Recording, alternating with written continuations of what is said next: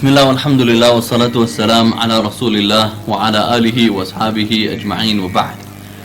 قال الله تبارك وتعالى في القرآن الكريم بعد أعوذ بالله من الشيطان الرجيم بسم الله الرحمن الرحيم وفي أنفسكم أفلا تبصرون صدق الله العظيم رب اشرح لي صدري ويسر لي أمري واحلل عقدة من لساني يفقه قولي يا رب صل وسلم دائما أبدا على حبيبك على رسولك خير الخلق كلهم.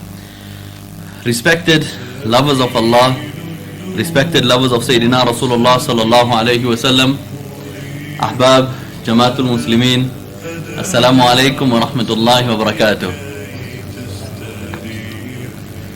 To introduce the topic of discussion, I'm going to start off by narrating an anecdote. There's no authenticity to this anecdote, it's just an anecdote, right? There was a particular village that was under threat, and their threat and their concern in that village was that there is a lion on the loose. But that lion initially grew up as a cub in the midst of the people. The people had a good relationship with that cub. They actually reared the cub. But suddenly this very same timid, tame cub now became aggressive.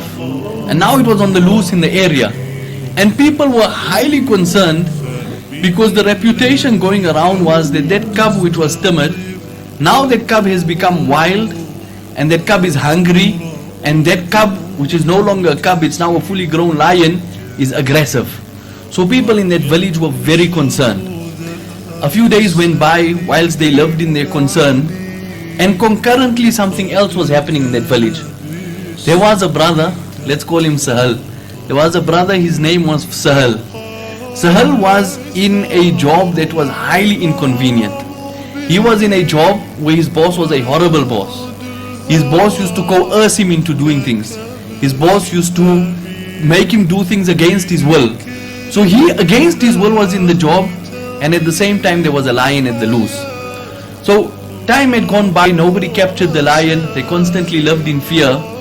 But Sahal reached a point where he said he can't bear this graph anymore. Enough is enough, he needs to make a move. He handed in resignation a few times, the boss still kept him against his will. So one night, late at night, when everybody was gone to sleep, at that point Sahal made a move and he escaped from the village and he fled as fast as he could through that night. Towards the end of the night, he reached a cave. When he reached that cave, he felt comfortable that now at last I am away from my boss, I'm a free man, I'm liberated, and now I can do as I like. So when he reached that cave, he relaxed. His concern of his boss was now settling and he was able to rise above that concern. And when he rised above that concern, did he realize that there's a possibility that I'm in the same cave as the lion. Now when he realized that there's a possibility that I'm in the same cave as the lion, the new concern started to develop in his mind, thinking that maybe the lion is here and it's so dark and I can't even see. Lo and behold, to his greatest concern, the lion was in the same cave as he was in.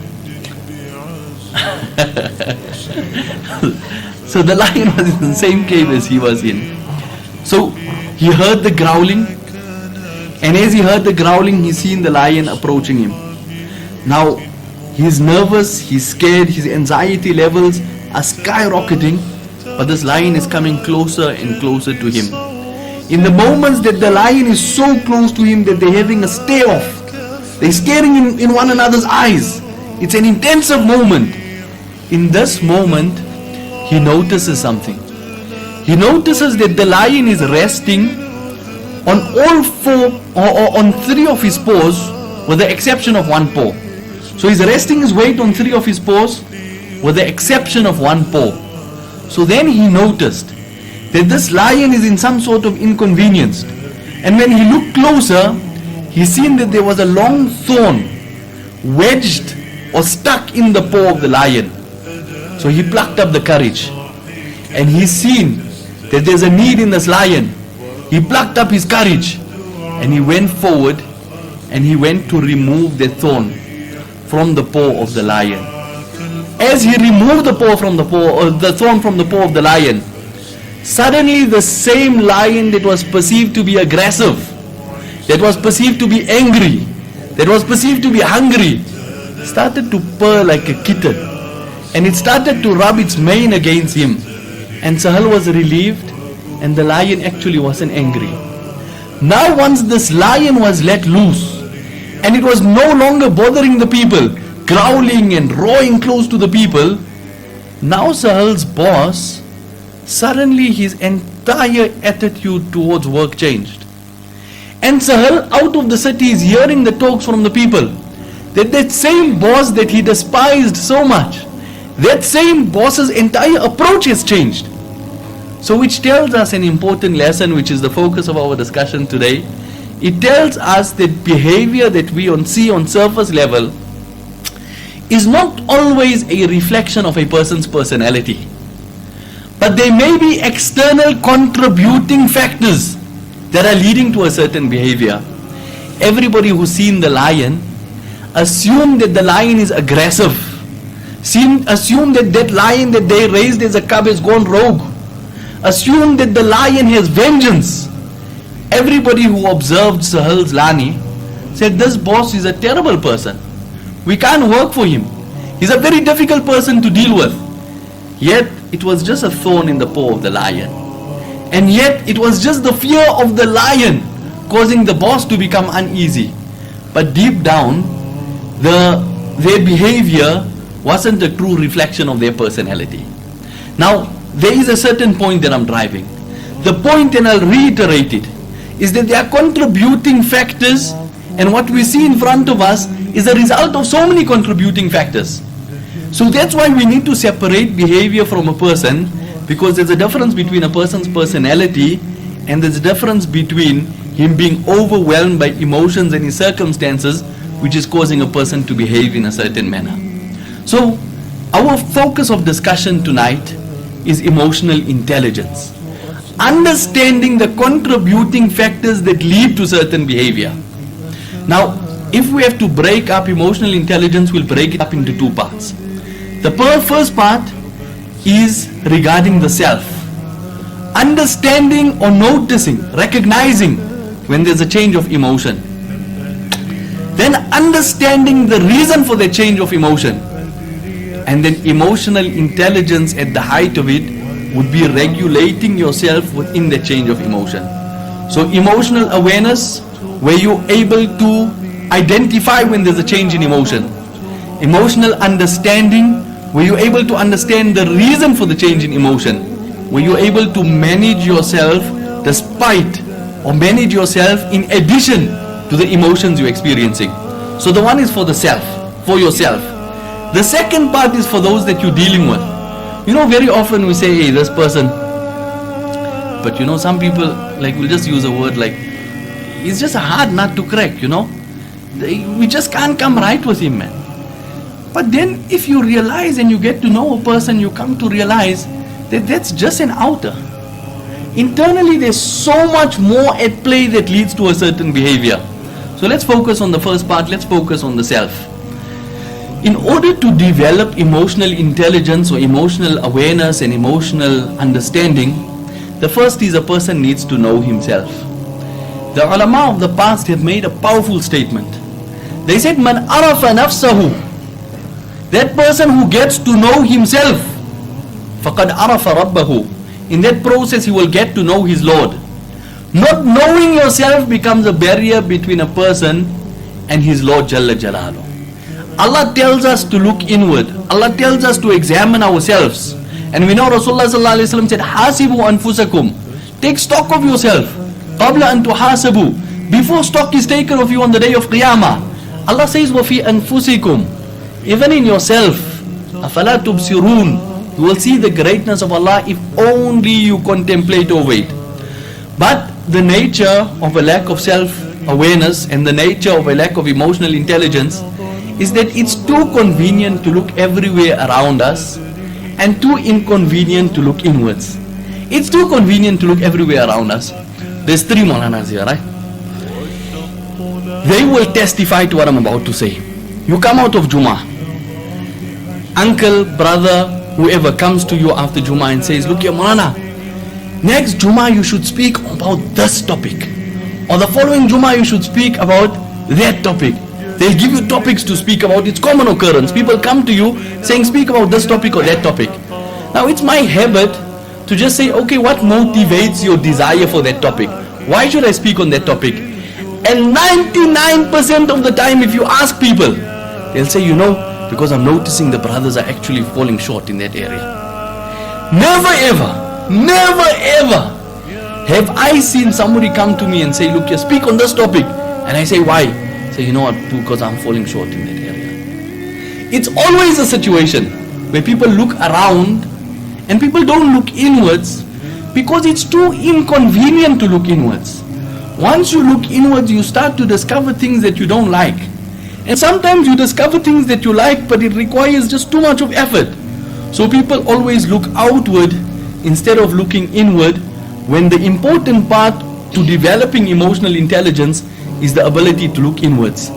So many times, in a world of lack of self-awareness, so many times people are behaving in a certain manner, but have absolutely no idea why they're behaving in that manner. Simply because people don't know themselves.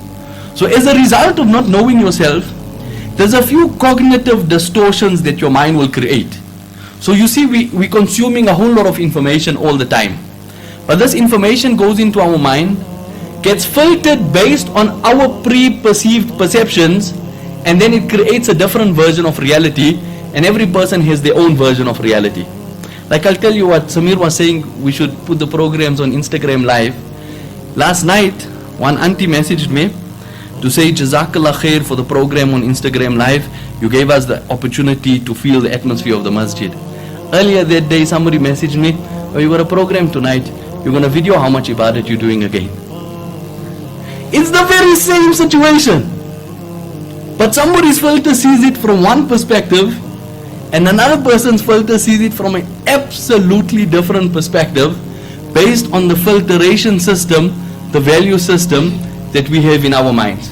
So some of the cognitive distortions that our minds will create if we don't know ourselves. The first is generalization. A person gets robbed. Now you are living in a country where the majority of people are black.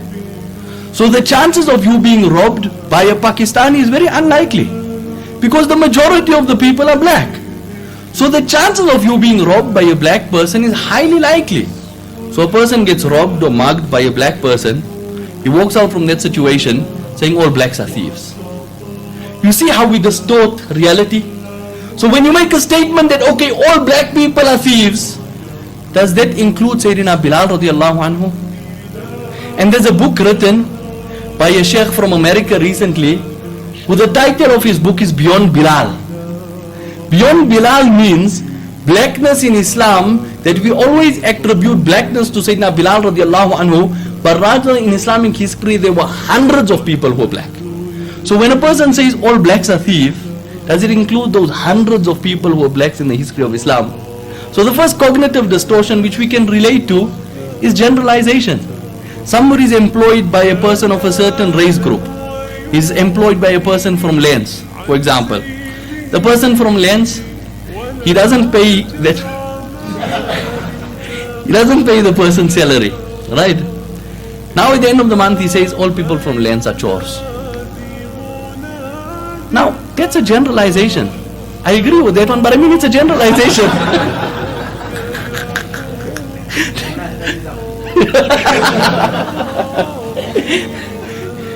So it's a generalization. So you see how we generalize the information we receive. Another form of cognitive distortion, where your mind distorts the facts that you're receiving, is a victim mindset. So a person goes to work, on his way to work, he meets up in a bumper bashing incident. As he gets to work, the coffee comes to his table, the coffee is cold.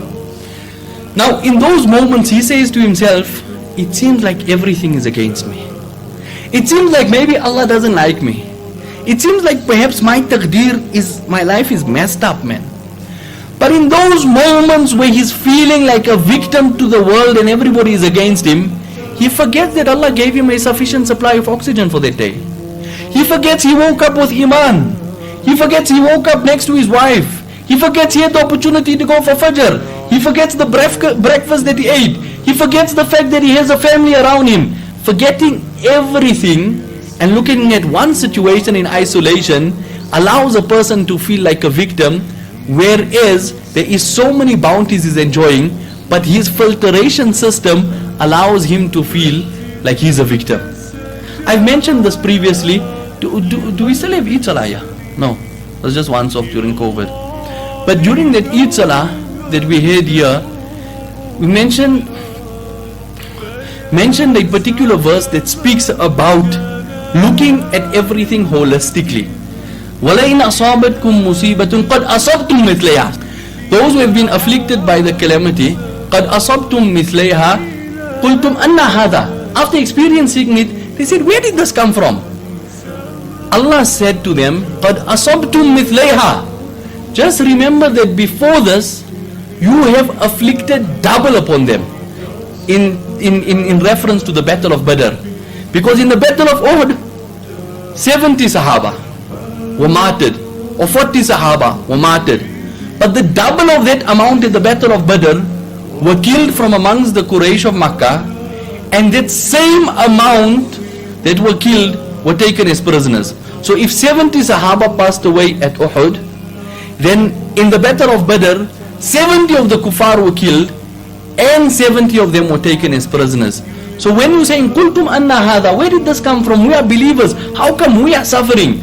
Qad asabtum mithlaiha. Remember that you afflicted double of that in the previous battle. So the point that I'm driving is, one cognitive distortion is you feel like a victim. Everybody is against me, man.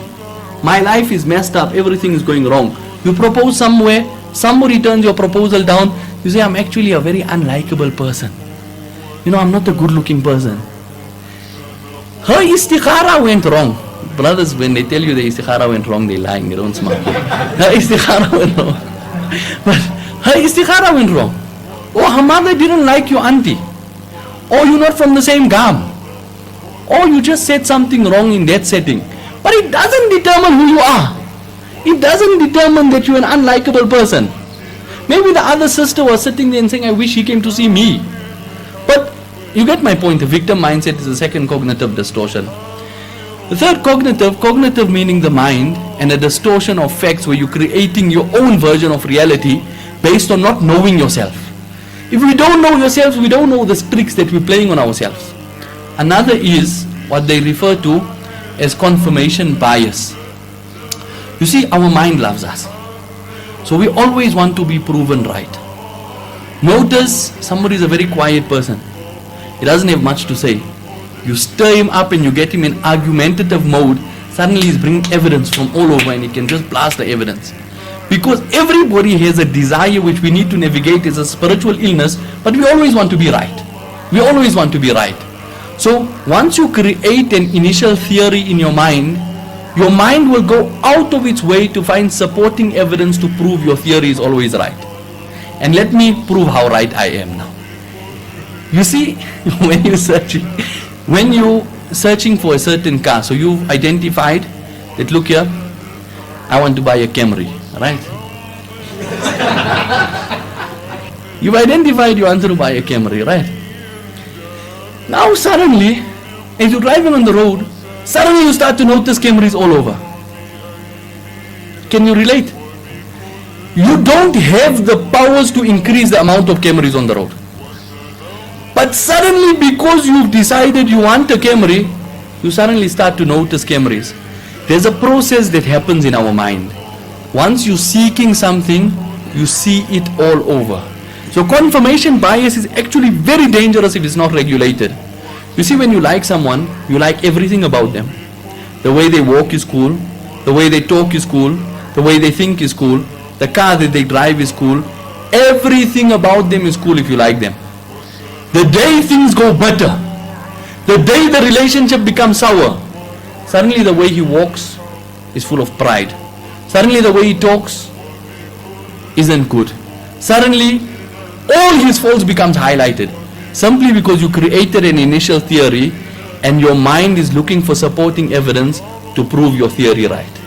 Relatable, right? So that's another cognitive distortion. That cognitive distortion is called confirmation bias, and we explain confirmation bias, right? So I'll give you another example. A person who has a low sense of emotional intelligence and a low self-awareness, in every situation, as soon as a situation occurs, he needs to determine whose fault it is. And why he needs to determine whose fault it is? Not so that he can hold himself accountable and grow from it, simply so that he can free himself from the possibility of any blame coming on him. So as soon as it happens, whose fault was it? But you left the gate open. But I told you to close the gate. But you could have understood what I said nicely. You immediately shifting blame. And why the process of shifting blame?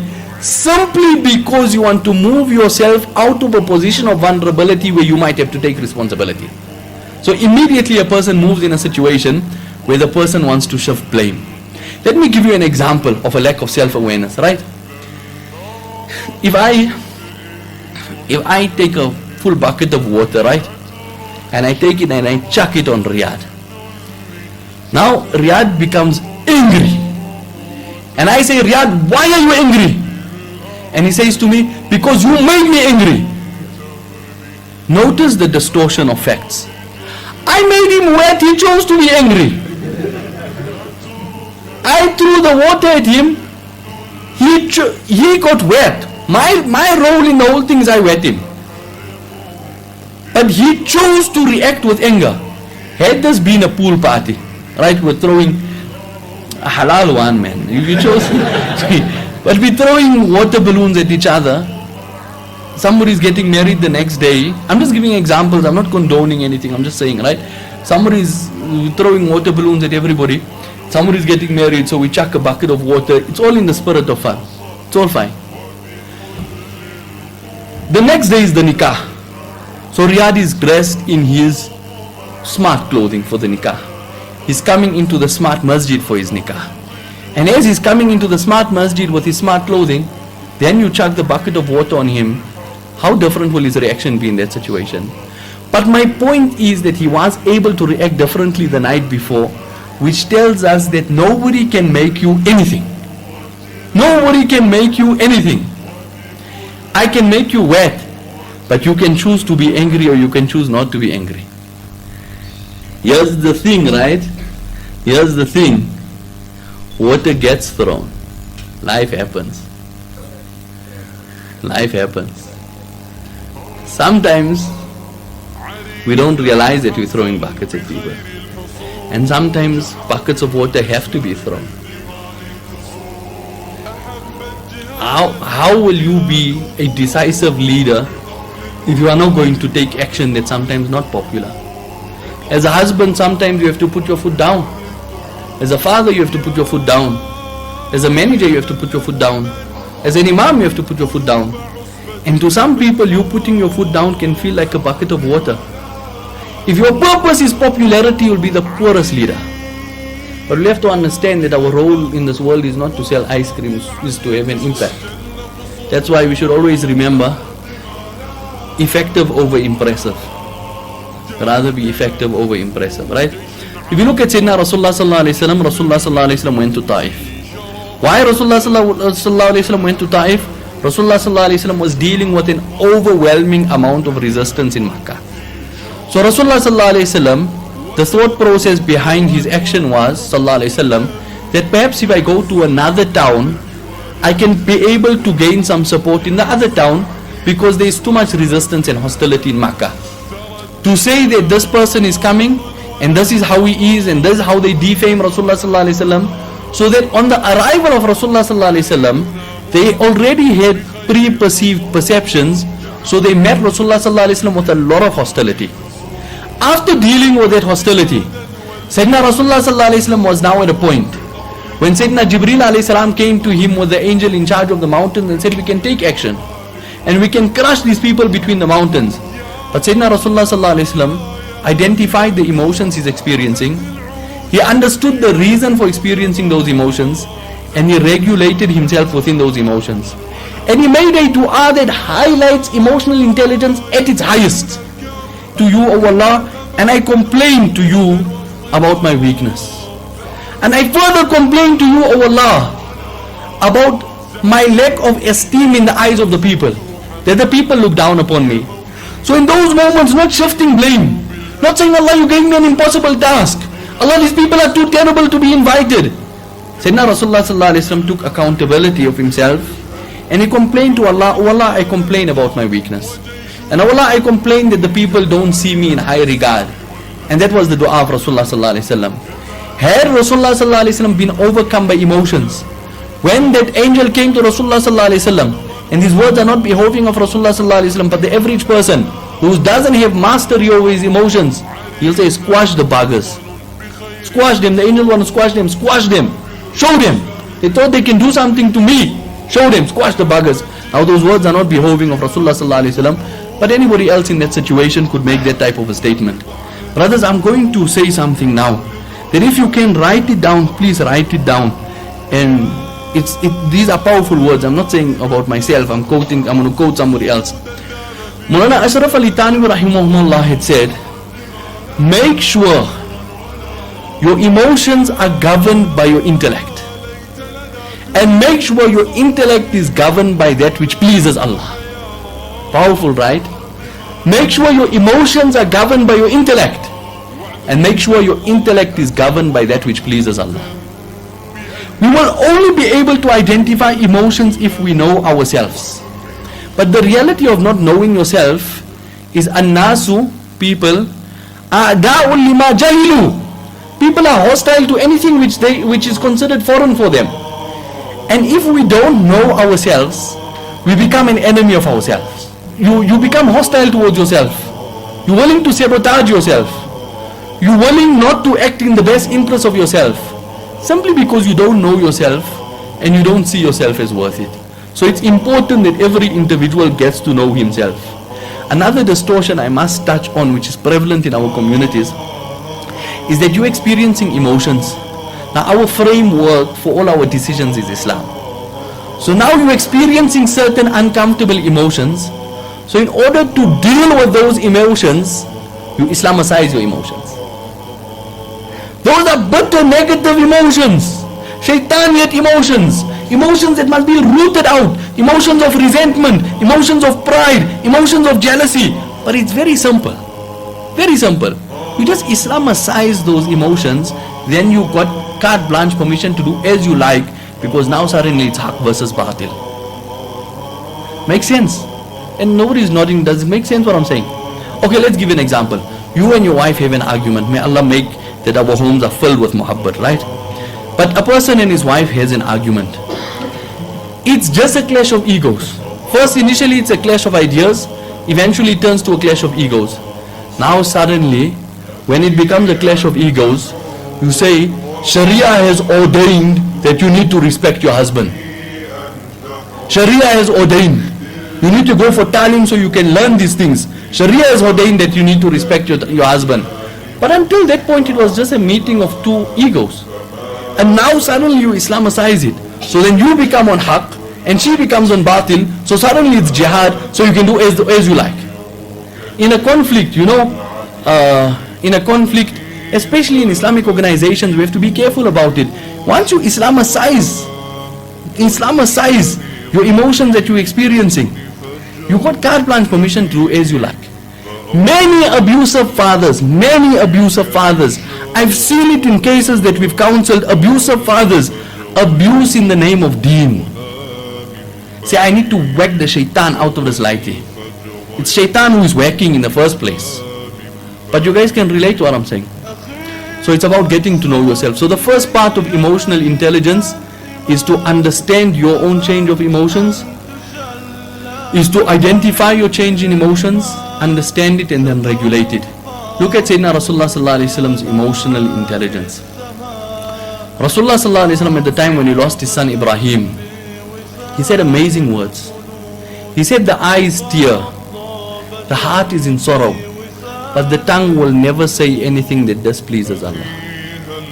Also another way of Islamicizing emotions is we know everything is from Allah. We got tawakkul, so we find we don't cry. So the man bottles up his emotions until it manifests in some ugly way. Our Habib sallallahu alaihi wasallam cried. Our Habib sallallahu alaihi wasallam's heart experienced sorrow. Our Habib sallallahu alaihi wasallam dealt with all of that, but he didn't allow his emotions to become the master of his actions. Alright? Tahir taught me something very beautiful. Tahir taught me an acronym called HALTS. HALTS. You knew I was going to say that. HALTS.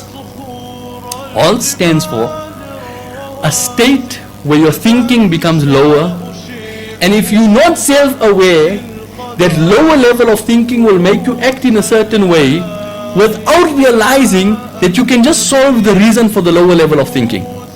And HALT stands for, before I mention, Tahir, you must remind me to come back to that, but before I mention that, Sheikh Ahmed Bamba was a Senegalese Sheikh. He said men's main enemies are in the acronym Nashhadu. Nashhadu.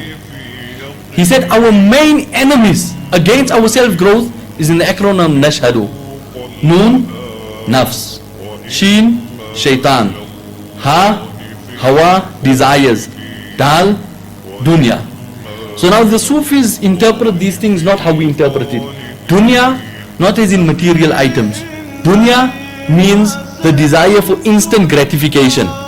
So you don't work hard for things that require that you persevere and put a lot of effort and time. You just get things with instant gratification. That's dunya. Let's start from the noon. Nafs. Nafs here is not the way we translate it as desires. The Sufis translate nafs as your lower self. Your higher self makes smart decisions. Your higher self has good discretion. Your higher self is able to bring us to the masjid. But your lower self is what acts up when emotions are uncontrolled. When you're in a fit of jealousy, when you're in a fit of anger, when you're in a fit of lust, when you need retaliation against somebody, that's our lower self acting, where our emotions become bigger than our aql. So that's nafs. Sheen, shaitan, we know what's shaitan. Hawa is desires, which we would normally interchangeably use this as nafs. Hawa, noon, sheen, ha, dal, and dunya is dunya, right? But the lower self. So emotional intelligence, if we have to define it from an Islamic perspective, it's about regulating the lower self and making sure the higher self always remains in the driver's seat. The higher self, which is the aql and the smart decision making, instead of emotional, irrational decision making. So Tahir taught me the acronym HALTS. HALTS, these are states when our thinking is lower, and under those states you will act poorly without realizing that you just need to solve the reason for that state instead of acting poorly. Hungry, angry, lonely, tired, stressed. Hungry, angry, lonely, tired, stressed. So if you're hungry, you don't need to fight with your family. Go eat. If you're tired, you don't need to become irritable. Go sleep. Hungry, angry. If you have anger, you don't need to end the relationship. You just need to calm down. Hungry. If you're lonely, you don't need to start watching pornography. You just need to call a friend. If you're stressed, deal with the reason that's making you stressed. You don't need to go smoke a joint. You just deal with the reason that's making you stressed. So that would be where you understand the emotions that we're experiencing. Does that make sense? Also, that's the thing. There isn't always, the solution is not always in fulfilling your needs, but it's in regulating your emotions. Life will not always give you what you want. There will be times that you broke, but you can't justify your behavior that I was broke, that's why I behaved like that. Your value system should be bigger than your circumstances. There are times when your wife will make you very angry. It doesn't mean you can chat up a high school sweetheart. No, you still need to maintain your willpower, because your value system needs to be bigger than your circumstances. You're not a victim of circumstances. The second section is the very same thing, but now applying to others. So, to identify other people's emotions, to understand other people's emotions, and to manage those emotions. I want to say two things related to the previous part. Just two more things before we go on to the subject. that if our response to every situation is an emotional response, we will continuously attract drama in our lives. If your response is always an emotional response, your go-to, your default approach is emotions, we will always attract drama. And relationships will never last because it's driven by emotions. So that's why we have to rise above it. So say you walk into this gathering. When you walk into this gathering, there's a feeling of uneasiness. There's a feeling that are these brothers, how are they going to look at me? Are they going to judge me? Are they going to notice the mark on my kurta? Are people going to remember some mistake I made? All of these thoughts go through your mind when you're entering a gathering. So now, as you're feeling that, you need to identify that I am feeling reluctant to enter the gathering. Then you ask yourself, why? Then you say, it's because it's my insecurities that's making me feel reluctant. And then you manage it by saying that these things are just in my mind.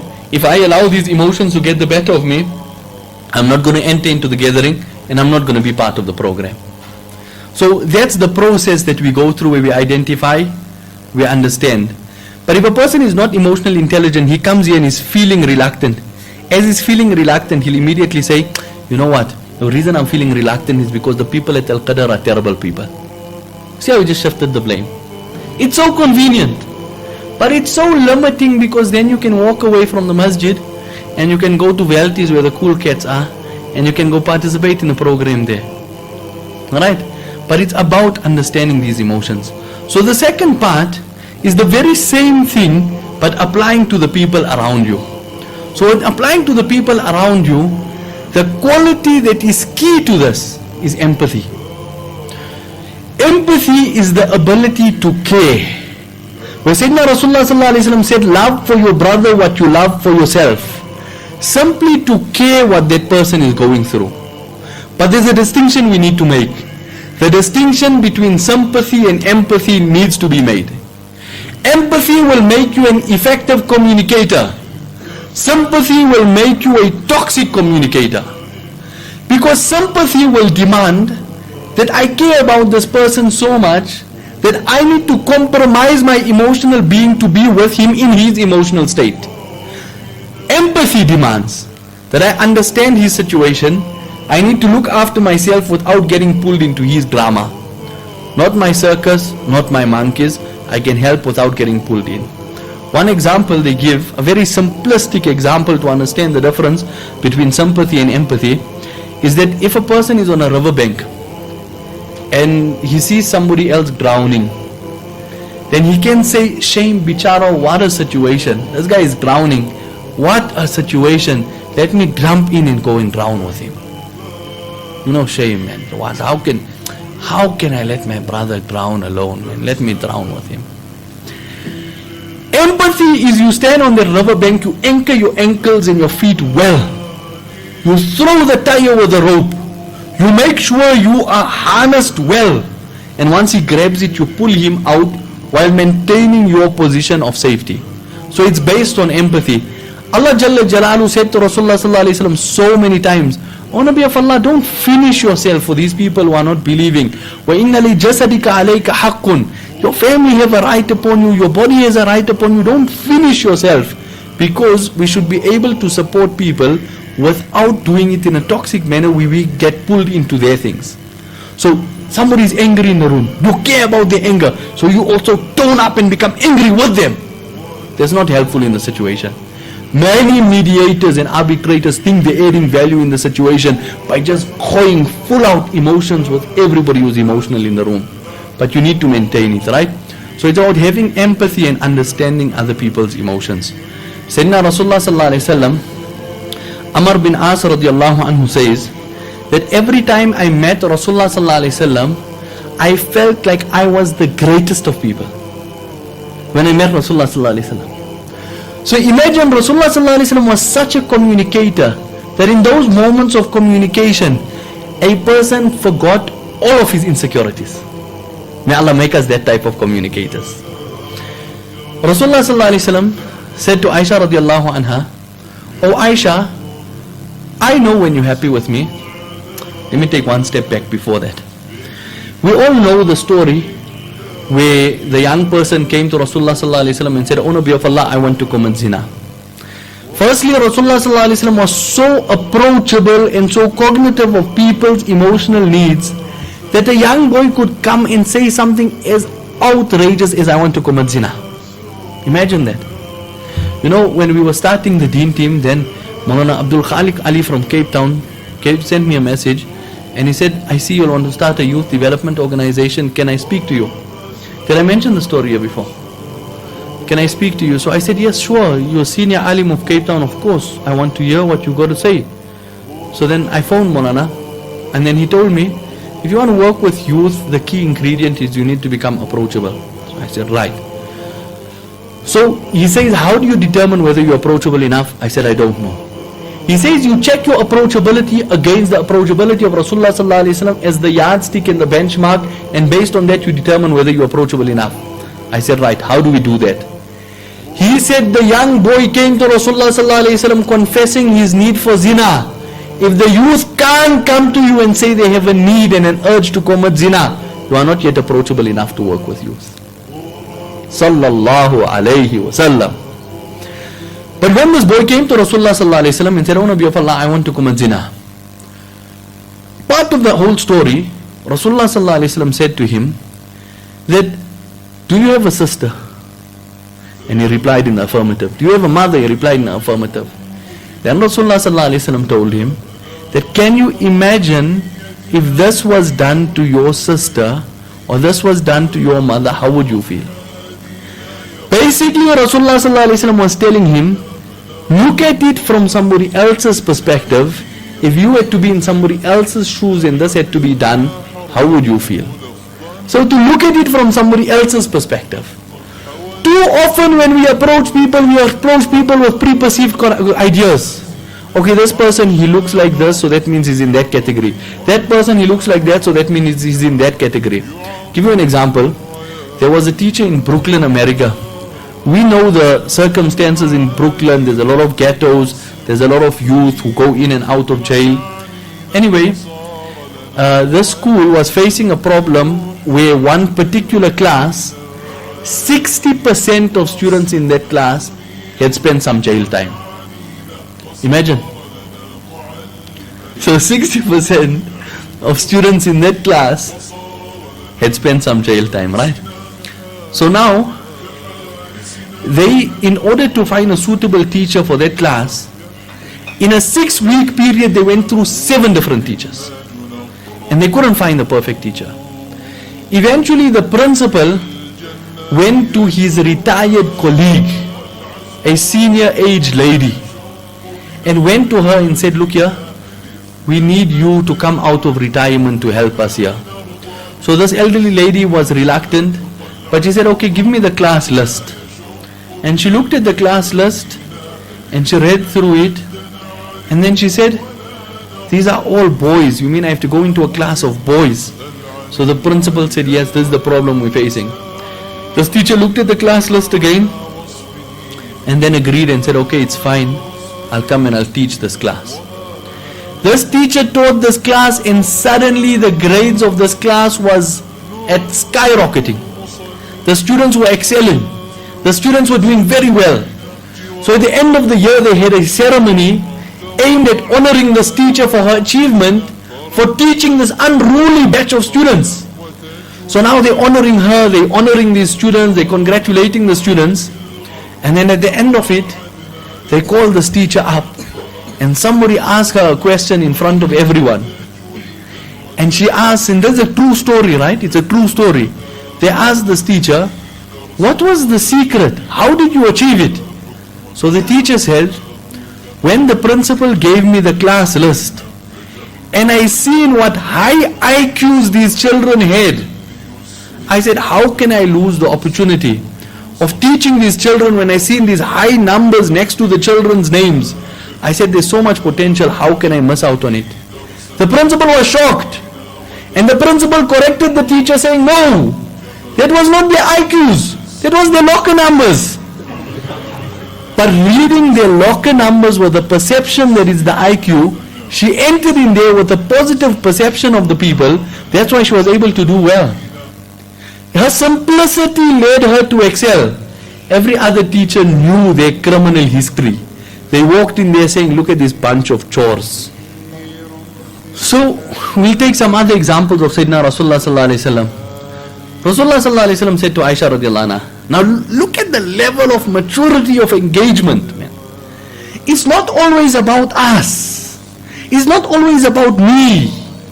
Somebody walks into the masjid upset, you say, look here, this person is always against me. He's experiencing his own difficulties. He's got debts. He had an argument with his wife. His business is underperforming. He came into the masjid in a negative space. It's not all about us. The saddest people are those who only focus on themselves, can only have a conversation about themselves, can only think about themselves. They are the saddest of people because there is too much fixation on the self and not fixation on whatever else is happening around them. So Rasulullah sallallahu alaihi wasallam told Aisha radiallahu anha, oh Aisha, I know when you're happy with me and I know when you are upset with me. Aisha radiallahu anha, maybe she didn't even realize this. There's a possibility that Aisha radiallahu anha didn't even know this about herself. So then Rasulullah sallallahu alaihi wasallam tells Aisha radiallahu anha, I know. So she asks, O Nabi of Allah, how do you know? Says, when you are happy with me, you take an oath, you say, I take an oath in the Lord of Muhammad sallallahu alaihi wasallam. But when you are unhappy with me, you take an oath, you say, I take an oath in the Lord of Sayyidina Ibrahim alayhi salam. Now, how closely have you to be watching in order for you to notice that? And secondly, how emotionally mature you have to be. Do not be offended by that. An emotionally poor person will say that you are negating my prophethood. Nobody is negating anything. It's just they're experiencing emotions, and that's their way of dealing with emotions. The worst expectation we can have from our spouses is that they be emotionless. That where your wife is never unhappy with you. Brothers, if your wife never complains about you, there's a possibility that you have subjugated her. It's not that you're a very good husband, because they have to complain about us, right? Even whether you do wrong or not, they have to complain about us. That's a relationship. You're sharing each other's space. You're in the same room, you're in the same house, you're in the same kitchen, you're in the same holidays together, you sit in the same car. You have to rub shoulders at some stage or the other. If your wife is not complaining about you and she seems emotionless, there's a great possibility that you have subjugated her and she's bottling up her emotions. But Sayyidina Rasulullah sallallahu alaihi wasallam, here had Aisha radiallahu anha expressing her emotions. Brothers, I'll give you another example and inshallah we'll close with this. Rasulullah sallallahu alaihi wasallam was laying under the covers with a subject to correction, but I think it was Hafsa radiallahu anha. Laying under the covers with Sayyidina Hafsa radiallahu anha. And when Hafsa radiallahu anha thought that Rasulullah sallallahu alaihi wasallam is asleep, she quietly lifted the covers and she went out of the bed and she changed her clothing, and then she was standing alongside the bed of Rasulullah sallallahu alaihi wasallam.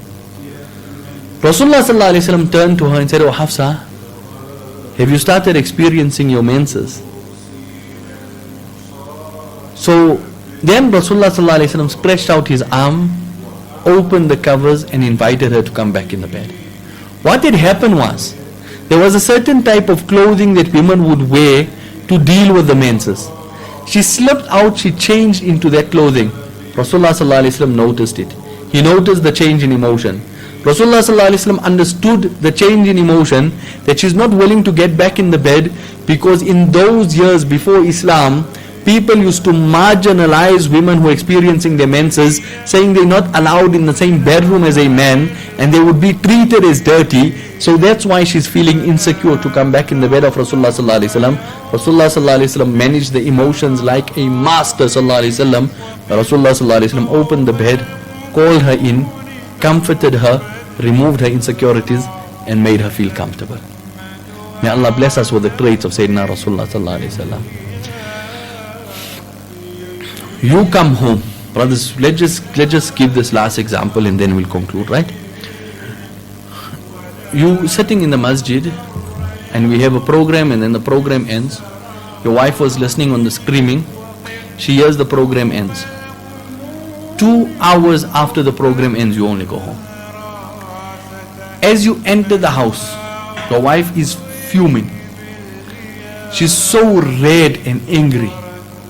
And she says to you that you spend the whole night out of the house.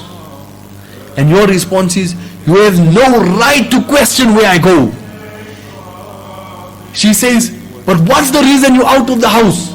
You say, are you accusing me of something? She says, do I have reason to suspect something about you? Boom, things are out of control. Whereas simply when she said to you that you've been out of the house for so long, you have to look behind. What emotion is she experiencing? She's having difficulty articulating how she's feeling. She's saying to you, I miss you. She's saying when you're not at home, it doesn't feel the same. She's saying I can't fall asleep when you're not in the bed. She's saying those words to you, but you choosing to feel undermined. You know, when I was talking about Islamicizing and moralizing our emotions, right? Somebody tells his son, put your glass there. Now, putting your glass at a certain position has nothing to do with the Sharia, right? But now, you tell your son to put the glass there. Your son is young, adventurous. It's not the right thing, guys. If your father tells you to do something, you do it, right? But say in a situation the son chooses to put the glass somewhere else. He hasn't broken any rule of Sharia. He hasn't broken the law as well. Please, the youth, when you're listening to this, don't gain evidence against your father. Use it to take responsibility for your actions, right? When your father tells you put the glass there, you put the glass there. I wish my father could be around to tell me where to put the glass, and I would have run and put the glass there, because there's an opportunity of earning Allah's pleasure by just listening to them for exactly what they tell us to do. Anyway, you don't put the glass where he tells you to put it, you put it somewhere else. Now the father becomes upset. Now I'm talking to the father, I'm not talking to the sons now. The father becomes upset. He says, the son is not listening to me. And we say, why must the son listen to you about this matter?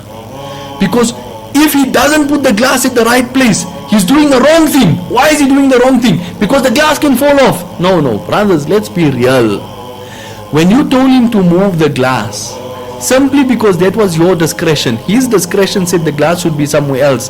When he didn't listen, it had nothing to do with right and wrong. It had nothing to do with the possibility of the glass breaking. It had everything to do with you feeling undermined. Relatable. When you tell your wife something and she doesn't listen, you feel like a weak man. So now you need to show her, hey, who wears the kurta pants here? No belt with the strings. Who wears the kurta pants with the strings? But you need to show her simply because you're feeling undermined. So we need to notice the change in emotions, understand the reason for the change of emotions, and regulate those emotions. It's a constant journey. Sayyidina Rasulullah sallallahu alaihi wasallam had the highest level of akhlaq. If we want to develop the highest level of akhlaq, we need to develop these qualities. In order to understand other people, there's two principles we need to keep in mind.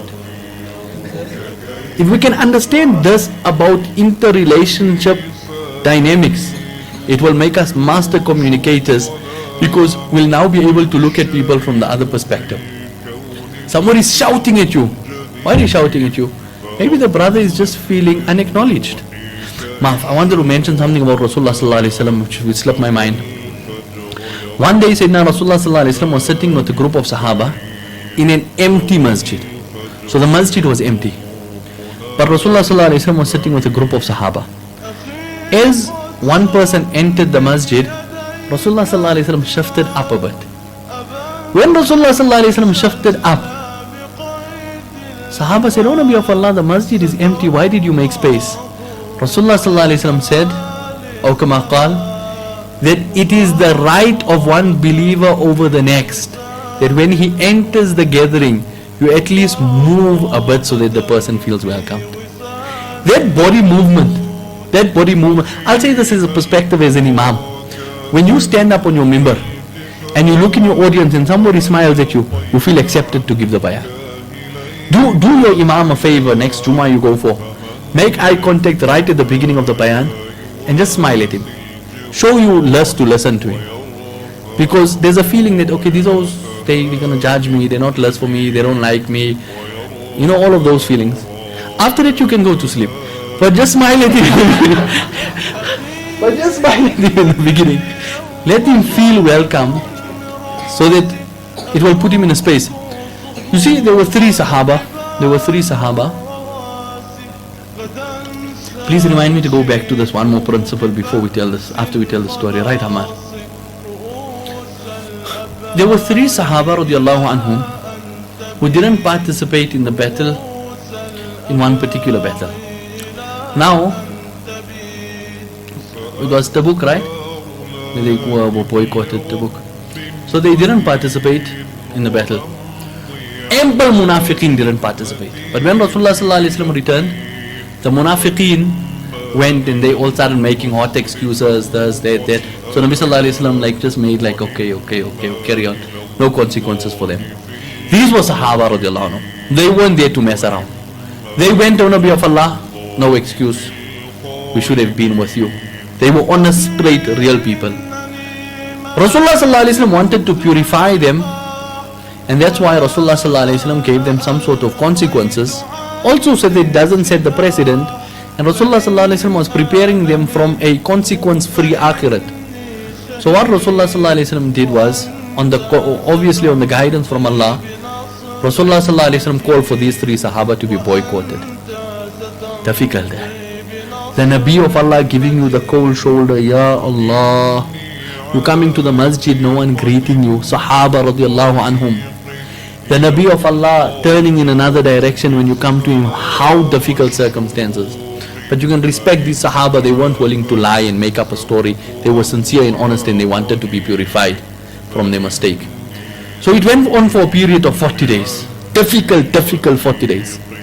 Ka'b radiallahu anhu narrates this long hadith. Ka'b radiallahu anhu, on the day when it happens, I want to be very honest now. I didn't prepare for this talk, right? I gave this talk a while ago, and then now after Maghrib I asked my wife, where's the notes for this talk, and she couldn't find it, right? It's her fault. Why she loses? No, man.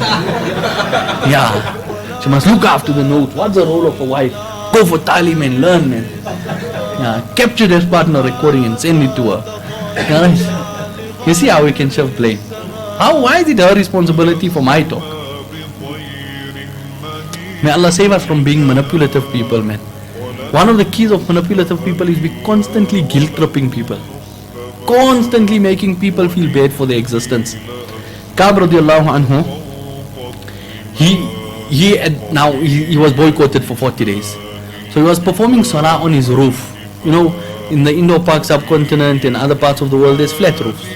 In summer when it's hot, people even sleep on the roofs because it's too hot to be inside. So he was performing salah on the roof. When he was performing salah on the roof, he seen somebody running towards him. And he knew that this is the moment that Allah forgave me.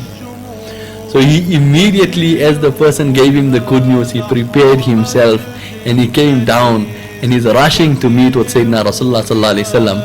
So as he's coming out and coming in the streets, people are just congratulating him. What a different atmosphere to our time. When somebody makes a mistake, we marginalize them, we write them off. We get rid of them. They're not worthy of being in our society. Here everybody's congratulating him. But his purpose is to go to Masjid al-Nabawi. So on the way, people are congratulating him. And like that, in that manner, he was going to Masjid al-Nabawi. But there's one key statement he makes. He says, I then came into Masjid al-Nabawi. And Rasulullah sallallahu alaihi wasallam and the Sahaba were sitting together. Remember, until that point he was getting the cold shoulder. It was difficult. Extremely, unimaginably difficult. And he enters into the masjid. And when he enters into the masjid, Rasulullah sallallahu alaihi wasallam is sitting with a circle of Sahaba. And everybody remains seated, but Talha radiallahu anhu gets up. And Talha runs to the entrance and welcomes him and greets him at the entrance, not waiting for him to come in. And he mentions there that I will never forget what Talha did for me on that day. All Talha radiallahu anhu did. Imagine, there might be lots of feelings. I'm a sinner, I'm a coward, I didn't participate in the battle, I've been boycotted, I'm not worthy of being in the ranks of Rasulullah sallallahu alaihi wasallam. So many insecurities because we're emotional beings. Here as he enters, Talha radiallahu anhu shoots straight at him, making him forget all of his emotions and insecurities and making him feel welcomed, and then bring him into the gathering of Rasulullah sallallahu alaihi wasallam. And he says, I will never forget what Talha did for me on that day. What did Talha do? He got up and went to go welcome him. That's all he did. But it meant so much to Ka'b radiallahu anhu that on that day he was feeling that I'll never ever forget what was done for me. Brothers, this is the statement that I'm ending on. People will not remember everything that you did for them. People will not remember everything that you said to them.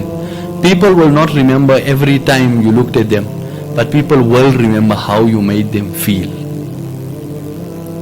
People will always remember how you made them feel.